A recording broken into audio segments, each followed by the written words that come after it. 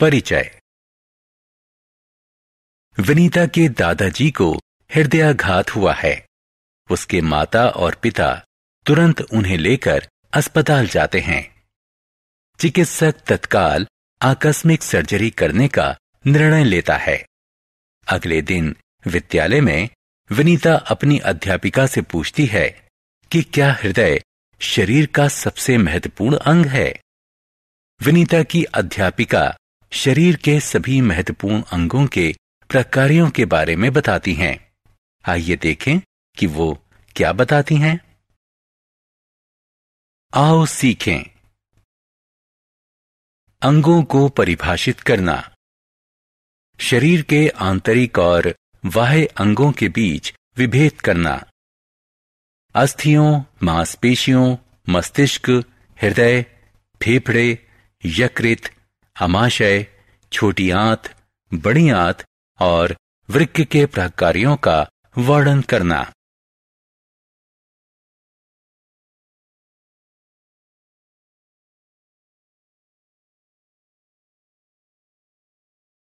अंग।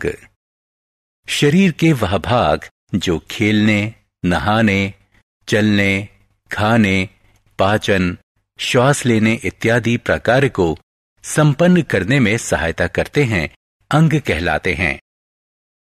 शरीर पर उनकी उपस्थिति के अनुसार अंगों को आंतरिक और बाह्य अंग के रूप में वर्गीकृत करते हैं। आइए शरीर के आंतरिक और बाह्य अंगों के बारे में और अधिक जानें।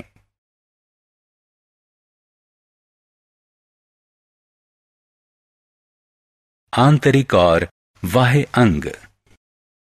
वे अंग जो शरीर के बाहरी भाग पर स्थित होते हैं और जिन्हें बाहर से आंखों से देखा जा सकता है, उन्हें बाह्य अंग कहते हैं।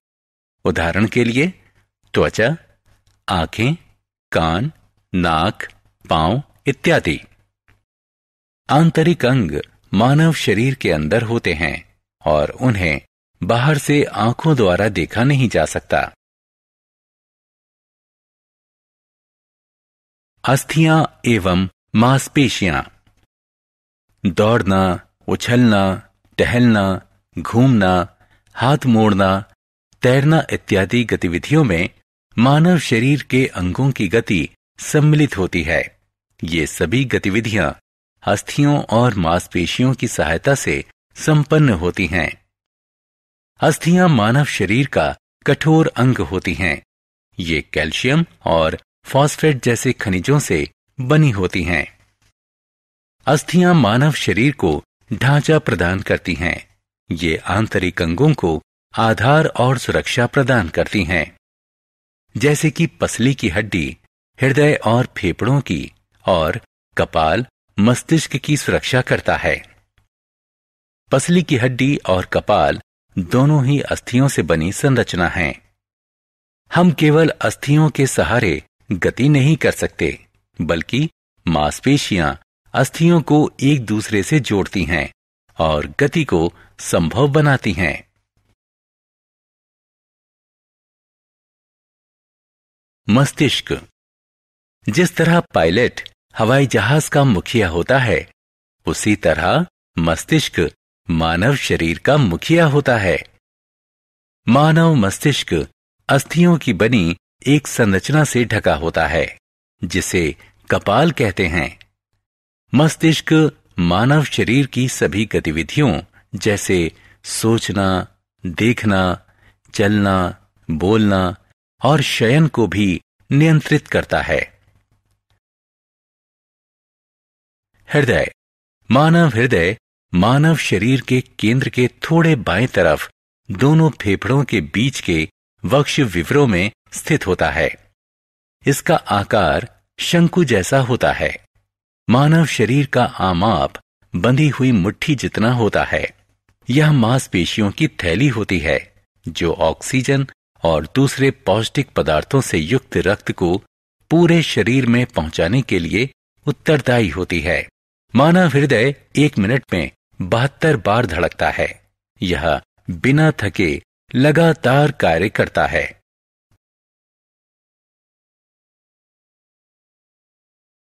फेफड़े। सभी सजीव श्वास में वायु लेते और छोड़ते हैं। श्वास लेने को अंतःश्वसन कहते हैं। श्वास छोड़ने को बाह्य श्वसन कहते हैं। श्वास अंदर लेने के पश्चात वायु फेफड़ों में जाती है। फेफड़ों में अशुद्ध वायु से इसका विनिमय होता है, जो बाद में बाहर छोड़ी जाती है। मानव शरीर में 2 फेफड़े होते हैं, जो वक्ष विवरों में हृदय के दोनों तरफ होते हैं। नासिका और श्वास नली फेफड़ों में वायु के आने और निकलने के लिए रास्ता बनाते हैं। पसली की हड्डियां हृदय की तरह फेफड़ों की भी रक्षा करती हैं। पाचन अंग। मशीनों की तरह मानव शरीर को भी कार्य करने के लिए ईंधन की आवश्यकता होती है। जो आहार हम प्रतिदिन खाते हैं, वह हमारे शरीर के लिए ईंधन का काम करता है। मानव द्वारा खाया गया आहार ऊर्जा प्राप्त करने के लिए छोटे छोटे टुकड़ों में खंडित किया जाता है। इस प्रक्रम को पाचन कहते हैं। यकृत, अमाशय, बड़ी और छोटी आंत पाचन में सहायता करने वाले कुछ मुख्य अंग हैं। आइए अब इन अंगों के प्रकारों को समझें। यकृत और अमाशय। यकृत एक स्राव अंग है, जो पाचन में सहायता करने वाले बहुत से रसों को उत्पन्न करता है। अमाशय। अमाशय जे आकार की पेशीय संरचना होती है, जो आहार नली द्वारा लाए गए चबाए हुए आहार को संचयित करता है। अमाशय में आहार किण्वकों और अम्लों की सहायता से पचता है। बड़ी और छोटी आंत। आंतें लंबी नलियां होती हैं, जहां आहार अंतिम रूप से खंडित और अवशोषित होता है। छोटी आंत लंबी कुंडलित नली होती है, जहां पचा हुआ आहार पूरी तरह खंडित होता है और रक्त में अवशोषित होता है। बड़ी आंत अनपचे आहार से जल अवशोषित करती है और अपशिष्ट आहार को मल के रूप में शरीर से बाहर निकालती है। वृक्क। वृक्क वह अंग है जो अपशिष्ट कहे जाने वाले अवांछित पदार्थों को हमारे रक्त से दूर रखता है।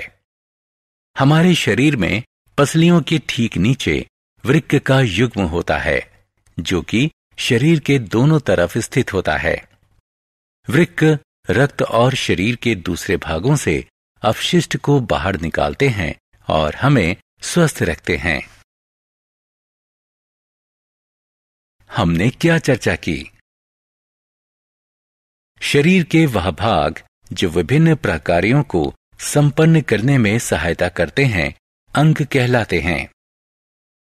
शरीर में उनकी उपस्थिति के अनुसार मानव अंगों को आंतरिक या बाह्य के रूप में वर्गीकृत करते हैं।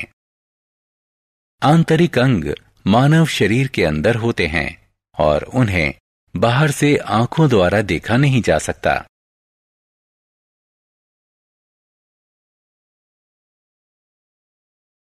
बाह्य अंग शरीर के बाहरी भाग में होते हैं और इन्हें बाहर से आंखों द्वारा देखा जा सकता है। अस्थियां और मांसपेशियां गति करने और आंतरिक अंगों की सुरक्षा में हमारी सहायता करती हैं। मस्तिष्क मानव शरीर का मुखिया होता है, जो शरीर की सभी गतिविधियों को संचालित करता है। हृदय ऑक्सीजन और दूसरे पोषक पदार्थों से युक्त रक्त को शरीर के सभी भागों तक पहुंचाता है। फेफड़े गैसों के विनिमय की सुविधा प्रदान करते हैं।